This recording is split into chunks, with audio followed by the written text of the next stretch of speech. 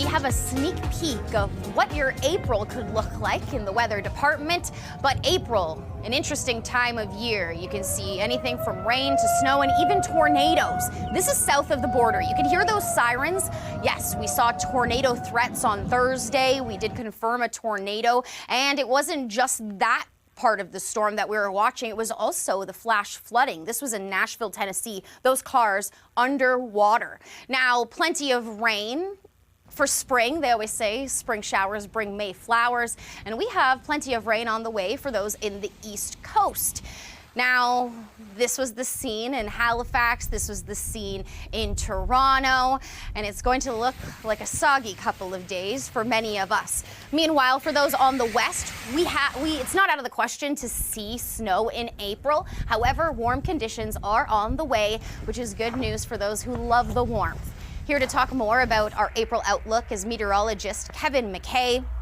Now, Kevin, I always like to call April Fool's Spring because you can get a little bit of everything, including tornado threats, which is not rare for this time of year. No, in fact, April's kind of the start of tornado season. Earlier in the season, it starts down closer to the Gulf of Mexico, and as we progress through May, June, July, it moves up towards the Canadian border. So this is right where we expect the storms to be this time of year. The difference with this past week is the threat hasn't moved. It stayed just below the Great Lakes. And since Wednesday, we've really only seen that risk go from Oklahoma and Missouri to Arkansas to Illinois to Arkansas, Tennessee, Kentucky, and it's just slowly moved south. So like we just saw in Nashville there, some areas have seen over 300 millimeters of rain over the last 4 days. So we've certainly avoided the worst of it in Ontario, but those storms are all associated with the fluctuations in the jet stream. And the jet stream is what drives up the warmth and pulls down the cold.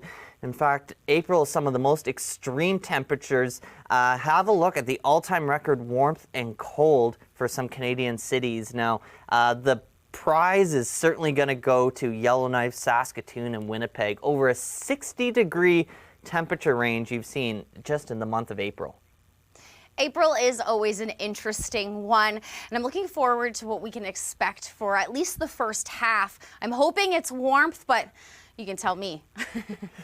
Well, yeah, Ontario, we've certainly had a taste of warmth, but unfortunately, that taste isn't going to be lasting for long. For the next week of April through the remainder of the first half, essentially, we're going to be below normal in the eastern half of the country. Alberta is going to be the envy of the country. And that's all because of the developing pattern. Ridging's going to try to hold over the west. It's not going to lock in by any means, but it is going to be the dominant feature, and that troughing is going to really hang out over Ontario and Quebec. But it's not all bad news. The pattern is improving from what it looked like at the beginning of the month. That is good news, and as we head into the end of your month, we could see a pattern flip for those in the east, correct?